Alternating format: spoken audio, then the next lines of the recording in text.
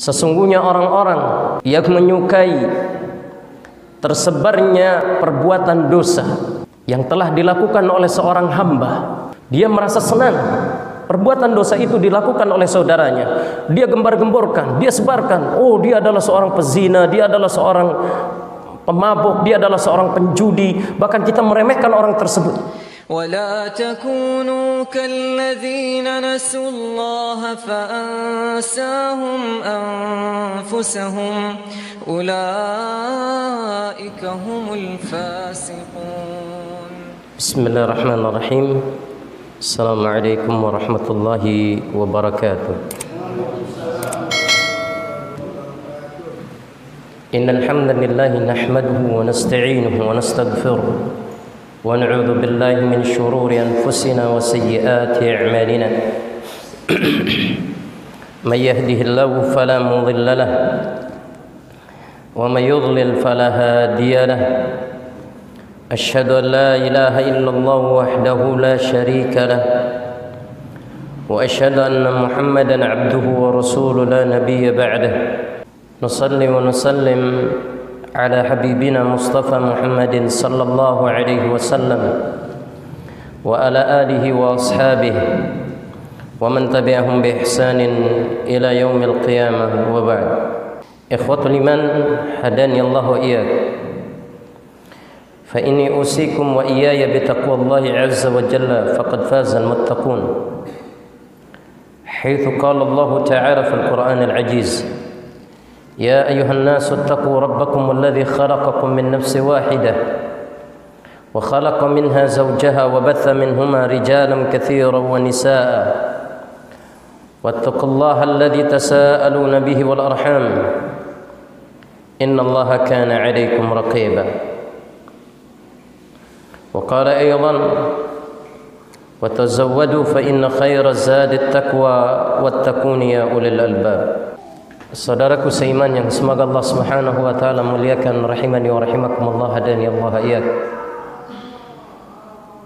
Dalam kesempatan kali ini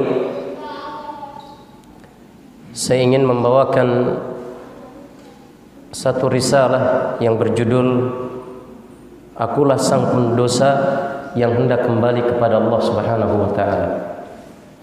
Akulah sang pendosa yang hendak kembali ke jalan Allah Subhanahu wa ta'ala. Saudaraku seiman, hadani Allah wa iyyak, tidak ada manusia yang tidak memiliki dosa. Tidak ada manusia yang tidak memiliki masa lalu.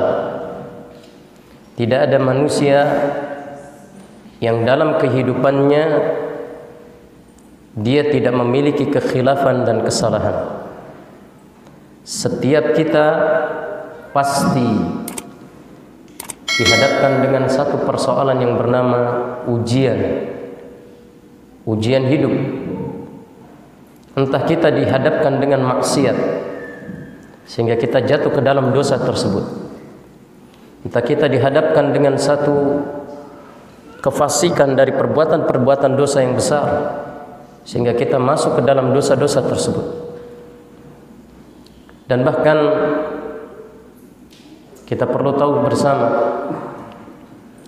bahwa di balik seluruh dosa yang kita miliki, seluruh masa lalu yang kita telah jalani, sungguh Allah Subhanahu wa taala adalah Rabb yang maha luas kasih sayangnya. Betapapun kita pendosa, betapapun kita telah memiliki dosa-dosa yang sangat besar yang telah menutupi langit dan bumi, namun di saat kita menyadari bahwa kita memiliki Allah Subhanahu wa ta'ala yang maha pengasih lagi maha penyayang, maha penerima taubat setiap para hambanya, maka sesungguhnya Allah Subhanahu wa ta'ala akan senang dengan setiap hamba Allah Subhanahu wa ta'ala yang datang untuk bertaubat dan mengakui akan segala bentuk dosa-dosanya. Saudaraku seiman yang semoga Allah muliakan, rahimani wa rahimakumullah, hadani Allah iyyak. Pesan yang pertama terkait dengan dosa. Jika dosa itu dilakukan oleh saudara kita, janganlah pernah kita meremehkan seseorang karena perbuatan dosanya. Ada di antara kita yang ketika kita melihat saudara kita, entah melihat tetangga kita, kawan kita, atau orang-orang yang terdekat dengan diri kita melakukan perbuatan dosa dan khilaf, kita meremehkannya, kita berpaling dari hadapannya, kita menyingkirkannya seolah-olah kita adalah manusia yang terbaik dan manusia yang terpilih. La haula wala quwwata illa billah. Tanpa kita sadari kita adalah seorang yang sangat sombong. Jika kita melihat ada saudara kita yang berbuat dosa, jangan pernah kita meremehkan. Jangan pernah kita menjadi orang yang menghukumi akan dosa saudara kita. Seperti halnya kita memiliki dosa, seperti halnya kita memiliki kekhilafan, seperti halnya kita memiliki perbuatan-perbuatan yang tentunya Allah Subhanahu wa ta'ala Maha mengetahui apa yang kita perbuat, baik di waktu sendiri ataupun di waktu sunyi, tanpa hadapan manusia. Allah Subhanahu wa ta'ala berfirman, innal ladzina yuhibbuna an tashi'al fahishatu fil ladzina amanu lahum 'adzabun alimun fid dunya wal akhirah. Allah berfirman di dalam surat An-Nur, sesungguhnya orang-orang yang menyukai tersebarnya perbuatan dosa yang telah dilakukan oleh seorang hamba, dia merasa senang perbuatan dosa itu dilakukan oleh saudaranya, dia gembar-gemborkan, dia sebarkan, oh dia adalah seorang pezina, dia adalah seorang pemabuk, dia adalah seorang penjudi. Bahkan kita meremehkan orang tersebut, bahkan kita menjadi orang yang menghukumi atas masa lalu orang tersebut, bahkan kita menjadi orang yang sangat hebat di hadapan orang tersebut, seolah-olah kita adalah orang terpilih di hadapan Allah. Padahal belum tentu, tidak. Belum tentu kita orang terpilih. Maka orang yang seperti ini, lahum fid dunya, lahum adzabun fid dunya wal akhirah. Mereka mendapatkan azab yang sangat pedih di dunia dan di akhirat. Azab yang sangat pedih di dunia dan di akhirat. Adapun azab yang sangat pedih di dunia, maka dia akan diuji dengan dosa yang sama. Dia akan diuji oleh Allah Subhanahu wa ta'ala dengan dosa yang sama, dengan permasalahan dan kekhilafan yang sama. Karena Rasulullah sallallahu alaihi wasallam bersabda, dan demikian para salafus salih mengatakan, man u'ira ala aibi akhihi lam yamut hatta yaf'alah. Barang siapa yang menghina dan meremehkan seseorang karena aib saudaranya, karena dia telah melakukan perbuatan dosa, lam yamut hatta yaf'alah, dia tidak akan mati sampai dia berbuat hal yang serupa.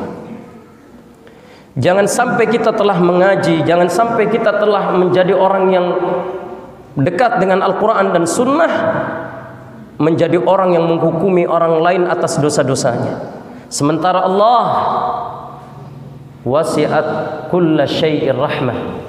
Rahmat Allah begitu luas, yang Allah menerima setiap dosa dari setiap para hambanya, untuk Allah Subhanahu wa ta'ala ampuni mereka dan menerima taubat-taubat mereka. Ini yang pertama. Jangan pernah kita meremehkan dosa saudara kita. Pesan yang kedua, jika dosa itu adalah dosa yang kita lakukan, dosa yang terbesar dan dosa yang menyebabkan kita mati dalam keadaan su'ul khatimah, adalah dosa yang kita lakukan di saat manusia tidak ada di hadapan kita. Para ulama kita mengatakan, waihak, celakalah engkau. Engkau menjadi teman iblis di saat sepimu, dan engkau menjadi teman malaikat di hadapan manusia. Apa kata para ulama? Celaka engkau. Engkau menjadi teman iblis di saat sepimu, dan engkau menjadi teman malaikat di saat berada di hadapan manusia. Siapa di antara kita yang ada di hadapan manusia tampak baik? Seluruhnya melakukan hal itu. Kita berikan kebaikan, kita berikan ketaatan, kita tampakkan seolah-olah kita orang yang paling baik di hadapan manusia. Tapi lihat diri kita. Siapa diri kita ketika kita dalam keadaan sendiri? Kita berani berbuat dosa di saat sendiri. Apa yang kita lihat? Apa yang kita tonton? Apa yang kita ucapkan? Apa yang kita lakukan di saat sendiri? Maka cegahlah dalam diri kita dosa-dosa di saat kita sendiri. Karena sesungguhnya banyak orang-orang yang diwafatkan oleh Allah fa'iyadzubillah min dzalik dalam keadaan su'ul khatimah karena dosa-dosa di saat dia dalam keadaan sendiri. Banyak orang yang tanpa sadar dia nampakkan bicara yang indah di hadapan manusia.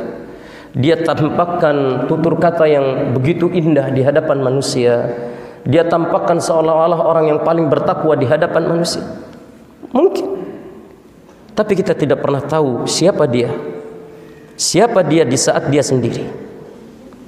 Oleh karenanya para ulama jelas mereka menjadi kawan iblis di saat dalam keadaan sendiri, sementara mereka seolah-olah menjadi kawan malaikat ketika berada di hadapan manusia. Kita saat ini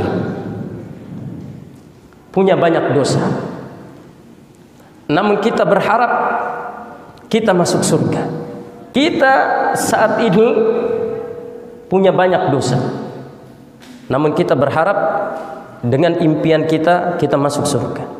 Berapa salat yang kita telah lalaikan? Apakah salat kita khusyuk? Apakah salat kita benar? Apakah salat kita tidak melamun? Apakah salat kita betul-betul untuk Allah? Dalam masalah salat yang nampak kita menjadi orang yang taat saja, kita telah melakukan banyak dosa di dalam salat kita. Ketika berzikir, apakah zikir kita sempurna? Terkadang kita berzikir sambil melamun. Terkadang kita berzikir sambil memikirkan sesuatu yang tak berguna. Atau bahkan kita lupa dari berzikir kepada Allah Subhanahu wa taala. Ma'adanallah. Hari ini siapapun di antara kita mudah untuk menjadi orang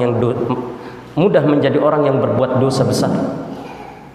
Hari ini siapapun di antara kita sangat mudah untuk menjadi orang yang berbuat dosa besar. Kemudian ketika kita berbicara ketaatan kita kepada kedua orang tua kita, terkadang kita menjadi orang yang uququl walidain, sangat durhaka kepada orang tua. Ibu kita, ayah kita durhakai mereka. Kemudian di saat kita berbicara tentang tetangga kita adalah orang yang sangat berdosa ketika kita hidup berumah tangga dengan tetangga-tetangga kita pula. Kita halalkan bagi mereka aib-aib mereka. Kita halalkan bagi kita aib-aib mereka. Kita buka permasalahan-permasalahan mereka. Kita cibir, kita ceritakan tanpa merasa diri kita berdosa. Belum lagi ketika kita melihat ibadah-ibadah kita, puasa kita belum tentu sempurna. Apapun yang kita lakukan belum tentu sempurna. Hakikatnya dosa kita jauh lebih banyak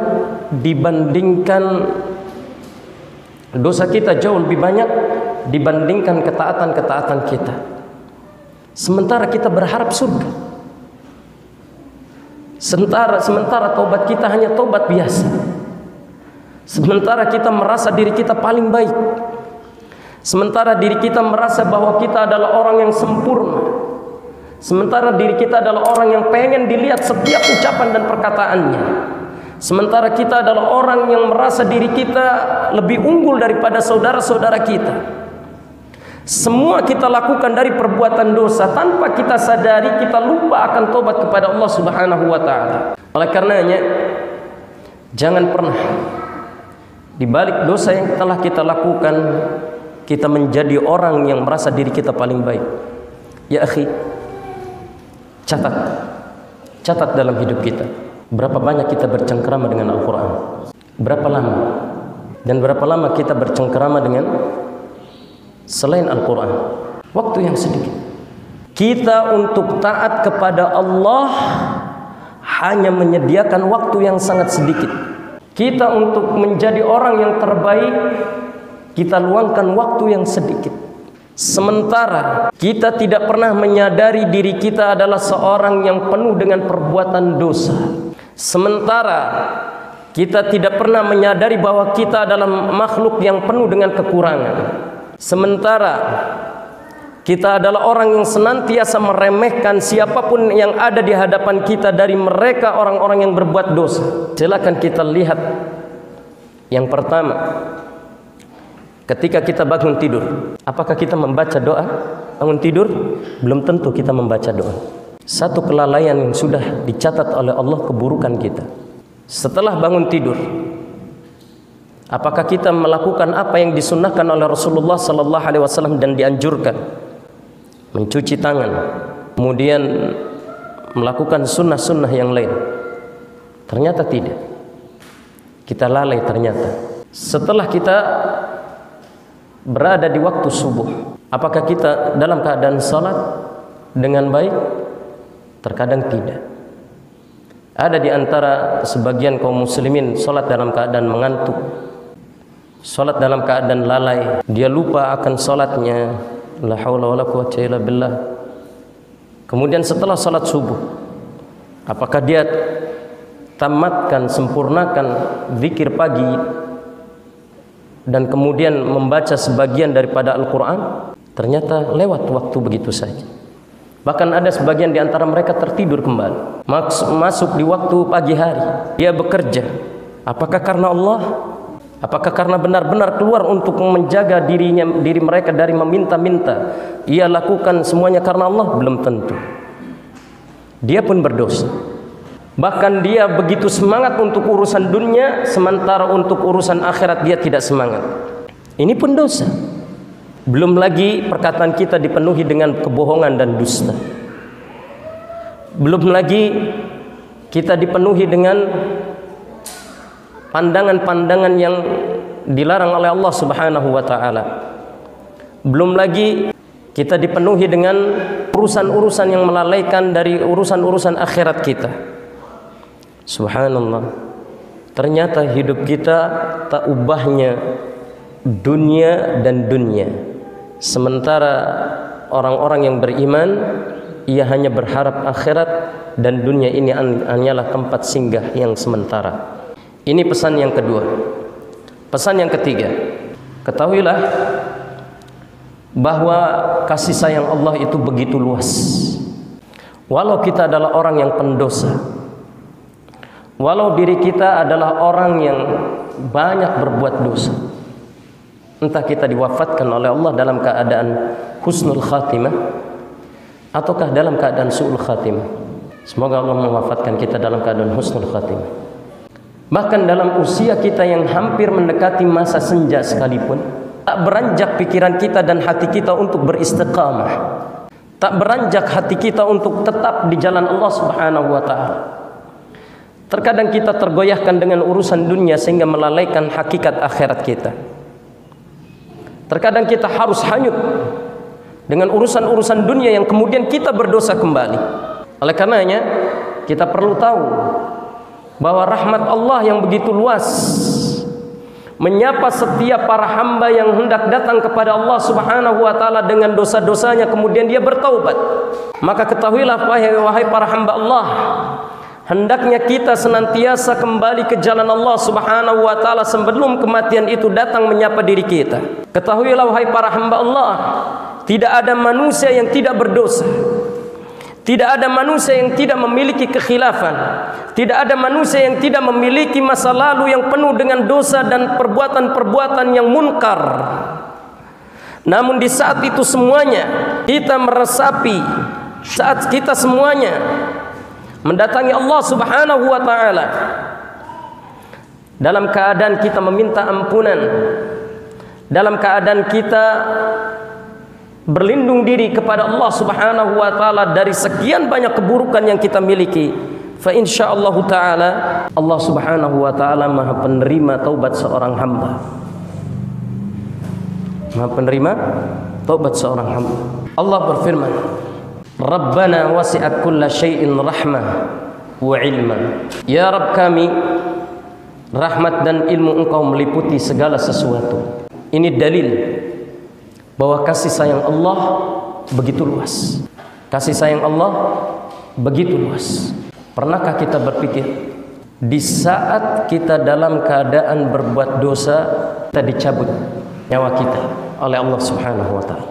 Pernahkah kita berpikir, di saat kita dalam keadaan futur, pernahkah kita berpikir, di saat kita belum sempurna keistiqomahan kita, di saat kita hanya punya itikad untuk menjadi orang yang baik, namun belum pernah melakukan satu kebaikan apapun, kemudian Allah memanggil diri kita untuk berhadapan dengan Allah Subhanahu wa ta'ala? Tentu saat seperti itu adalah saat penyesalan yang benar-benar seorang hamba menyesali akan seluruh perbuatannya, dan seorang hamba akan menyesali akan setiap apa yang dilakukannya dari perbuatan dosa di saat dia baru menyadari akan betapa begitu besar urusannya dengan Allah Subhanahu wa ta'ala. Apa yang kita akan ucapkan di hadapan Allah? Apa yang kita akan berikan kepada Allah di saat tidak ada satupun kebaikan yang kita miliki? Di saat seluruh kebaikan kita telah hapus dengan banyaknya dosa yang kita miliki. La haula wala quwata illa billah. Namun di saat Allah mengatakan Rabbana wasi'at kulla syai'i rahma wa ilma, kasih sayang Allah begitu meliputi segala sesuatunya, maka Allah di pagi hari, di saat kita masih hidup kembali, setidaknya Allah menanti taubat kita. Setidaknya Allah menanti kita kembali berada di jalannya. Setidaknya Allah ingin kita menjadi orang yang terbaik dalam keadaan mengakhiri hidup kita. Ini yang harus kita camkan. Jangan pernah kita merasa cukup dengan salat kita. Jangan pernah kita merasa cukup dengan kebaikan tutur kata kita dan kesopanan kita terhadap tetangga-tetangga kita. Karena sungguh kita punya dosa yang terkadang kita luput dari hadapan kita untuk bertobat.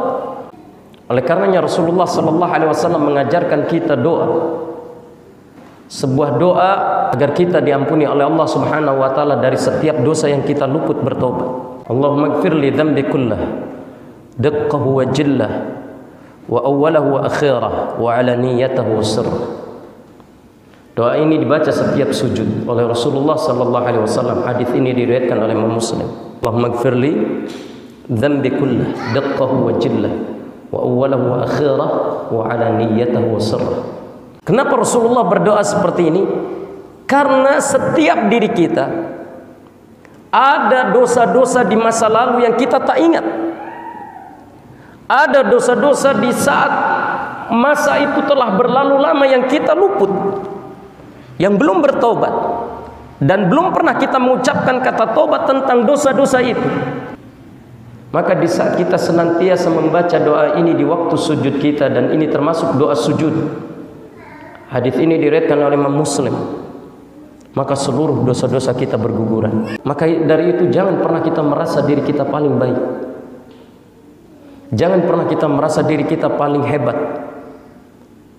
Istiqomah kita belum tentu benar. Salat kita belum tentu benar. Puasa kita belum tentu benar. Karena banyak urusan-urusan dunia yang telah menjadikan seluruh ibadah kita rusak tanpa kita sadar.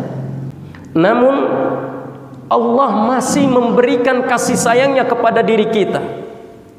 Di antara bentuk kasih sayang Allah untuk diri kita, Allah hidupkan kembali keesokan harinya, agar Allah menanti setiap taubat kita, agar Allah menanti setiap doa-doa kita. Atau bahkan Allah dengan kasih sayangnya menyapa diri kita dengan musibah. Allah berikan penyakit, Allah berikan kehilangan harta, Allah berikan sesuatu yang berharga dari hadapannya, Allah berikan musibah demi musibah, agar orang tersebut menyadari betapa pentingnya kembali ke jalan Allah Subhanahu wa ta'ala. Dan itu semuanya bagian dari kasih sayang Allah. Masalah yang kita hadapi hari ini Musibah yang kita alami hari ini, penderitaan dan kesusahan yang kita rasakan hari ini adalah serangkaian agar Allah Subhanahu wa ta'ala membagi seluruh kasih sayangnya dan ampunannya kepada seorang hamba yang beriman, atau kepada seluruh para hambanya yang beriman, di saat mereka menyadari betapa pentingnya kembali ke jalan Allah Subhanahu wa ta'ala. Allah berfirman, wa qatta'nahum fil ardi umama minhum salihuna wa minhum duna dhalik wa balawnahum bil hasanati was sayyiat la'allahum yarji'un. Dan telah kami bagi di atas muka bumi ini umat-umat manusia. Ada di antara mereka orang-orang yang saleh, ada di antara mereka orang-orang yang talih, durhaka. Kami berikan ujian kepada mereka bil hasanati was sayyiat, dengan ujian yang baik dan dengan ujian yang buruk, la'allahum yarji'un, agar mereka kembali ke jalan Allah. Maka di antara kasih sayang Allah adalah kita diuji oleh Allah Subhanahu wa ta'ala. Oleh karenanya jangan kita pernah berkata, Ustaz, saya salah apa? Kok ujiannya banyak banget? Saya ini dosa apa? Kok ujiannya bertubi-tubi? Anda adalah orang yang tidak menyadari. Jika kita berkata begitu, kita adalah orang yang tidak menyadari betapa banyaknya dosa-dosa kita. Kita merasa orang terbaik saja. Dosa kita banyak, kelalaian kita banyak. Bisakah kita menangis karena Allah? Di saat kita tidak mampu menangis karena Allah, ketahuilah sesungguhnya dosa kita begitu besar. Cobalah kita bangun di sepertiga malam. Bisa nggak kita menangis di sepertiga malam untuk Allah Subhanahu wa ta'ala? Kebanyakan di antara kita bangun di sepertiga malam dan menangis kalau lagi punya masalah. Kalau punya masalah. Dan ternyata yang membuat menangis dirinya tersebut bukan karena dosa-dosanya, tapi karena masalah yang menghimpit dirinya, sehingga dia menangis. Namun adakah orang-orang yang di waktu lapang mereka, di waktu senang mereka, di waktu Allah tidak menguji diri mereka dengan musibah yang begitu pedih, dia datang di sepertiga malam, dia menanti dan berdoa, kemudian meneteskan air matanya karena Allah Subhanahu wa ta'ala, karena dia tahu betapapun hebat ibadahnya, dia adalah seorang pendosa. Betapapun hebatnya kebaikannya, ia adalah orang yang tak luput dari perbuatan dosa. Dia datang di sepertiga malam, meneteskan air mata dan meminta ampunan kepada Allah Subhanahu wa ta'ala. Dia rindu akan Allah Subhanahu wa ta'ala. Orang-orang yang mendatangi Allah di sepertiga malam dan dia mengakui akan banyaknya perbuatan dosa yang dia miliki, walaupun dia adalah orang yang sangat nampak ketaatannya, walaupun dia adalah orang yang sangat nampak kesolehannya, namun dia betapa sadarnya dan menyadari dirinya bahwa adalah seorang hamba yang tak sempurna. Dia datang di sepertiga malam, dia datang kepada Allah Subhanahu wa ta'ala dan berdoa, Ya Rabb, ampunilah seluruh dosa-dosa. Terkadang aku adalah orang yang ketika berbuat sesuatu berharap pujian manusia. Ya Rabb, kadang aku datang hanya di saat aku membutuhkan dirimu. Ya Rabb, terkadang salatku tak sempurna. Dalam salatku aku terpikir dengan urusan-urusan dunia.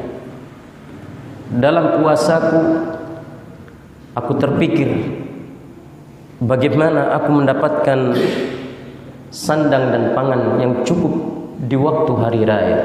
Dalam haji dan umrahku aku berpikir bagaimana orang-orang akan menyambut diriku dan memanggil diriku haji. Dalam seluruh ketaatanku aku berpikir sudah sangat layak aku dipanggil ustaz, aku dipanggil orang yang alim, aku dipanggil orang-orang yang bisa mengatasi masalah-masalah umat. Ya Allah, banyak urusan dunia yang mengotori akhirat kita. Banyak urusan dunia yang mengotori akhirat kita. Oleh karenanya datang kepada Allah dengan bertaubat kepadanya, fa insyaallah ta'ala Allah akan mengampuni seluruh dosa-dosa kita. Ketika Allah berfirman, wa rahmati wasi'at kulla syai' minal alamil uluwi was-sufla al-birri wal fajiri al-mu'mini wal kafiri fala makhluqa illa waqad wasalat ilaihi rahmatullahi wa ghamarahu fadluhu wa ihsanuh. Di antara arti daripada rahmat Allah Subhanahu wa taala yang begitu luas dan meliputi segala sesuatunya. Kasih sayang Allah meliputi orang-orang yang berada di atas dan berada di bawah dari para makhluknya. Kasih sayang Allah meliputi orang-orang yang baik lagi orang-orang yang fajir atau keji, baik orang-orang mukmin ataupun orang kafir. Tidak ada satu makhluk pun kecuali rahmat Allah telah sampai kepadanya. Allah mencurahkan karunia dan anugerahnya kepada siapapun dari para makhluknya. Ini menunjukkan bahwa betapapun kita telah melakukan perbuatan dosa, Allah masih baik. Pernahkah kita berpikir kita bermaksiat sementara Allah yang memberikan rezeki? Coba antum punya pikir, kalau ada anak antum yang melawan antum, atau tetangga antum yang melawan antum, atau kawan antum yang begitu nyeleneh sama antum, antum mau nggak ngasih dia uang? Enggak akan. Tapi lihatlah Rabb kita, Rabbul Izzati wal Kiram, Allah Tabaraka wa Ta'ala. Kita berbuat maksiat sekalipun Allah tetap memberikan karunia-Nya. Kita berbuat kesalahan sekalipun Allah masih memberikan hidup untuk diri kita. Allah masih memberikan kasih sayangnya, anugerahnya. Oleh karenanya, jangan pernah kita menjadi orang yang merasa diri kita paling baik di antara apa-apa yang ada. Yang keempat, pesan saya yang keempat yang dapat saya sampaikan, walaupun kita pendosa, senantiasalah kita bertobat kepada Allah Subhanahu wa taala dan senantiasa merindukan perjumpaan Allah Subhanahu wa taala. Tidak ada kerinduan yang sangat kita rindukan kecuali kita berjumpa dengan Allah. Kita berharap bertemu wajah Allah. Kita berharap kita bisa melihat Allah Subhanahu wa taala dalam bentuk asli. Karena sesungguhnya Allah Subhanahu wa taala berfirman, "Wujuhu yawma idzin nadhirah ila rabbiha nadhirah wa wujuhu yawma idzin basirah tadhunnu an yuf'ala biha faqirah." Kata Allah Subhanahu wa taala, "Wujuhu yawma idzin nadhirah ila rabbiha nadhirah." Pada saat itu wajah-wajah mereka berseri-seri. Mengapa wajah mereka berseri-seri? Karena mereka telah melihat wajah Allah Subhanahu wa taala yang asli.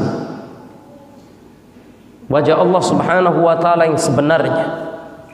Allah akan menampakkan bagi orang-orang yang beriman, dan ini adalah kenikmatan yang besar dari nikmat surga. Ada nikmat yang paling besar dari nikmat surga.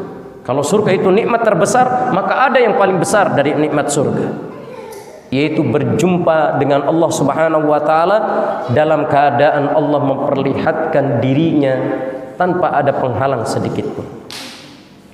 Dan ini anugerah yang Allah berikan kepada orang-orang yang beriman. Walaupun kita pendosa, kita menyadari betapa luasnya rahmat Allah Subhanahu wa taala dan betapa Allah Subhanahu wa taala senang dengan taubatnya seorang hamba. Maka jadikanlah taubat kita setiap waktu dan kita senantiasa merindukan untuk berjumpa dengan Allah Subhanahu wa taala. Masih banyak pembahasan yang perlu saya bahas, namun kita sudah adzan Isya. Insyaallah taala kita akan melanjutkan pada perjumpaan-perjumpaan yang akan datang dalam pembahasan yang lain insyaallah. Subhanakallahumma bihamdika asyhadu an la ilaha illa anta astaghfiruka wa atubu ilaik. Assalamualaikum warahmatullahi wabarakatuh. Ayyuhalladzina amanu ittaqullaha wal tanzur nafsum ma qaddamat lighad.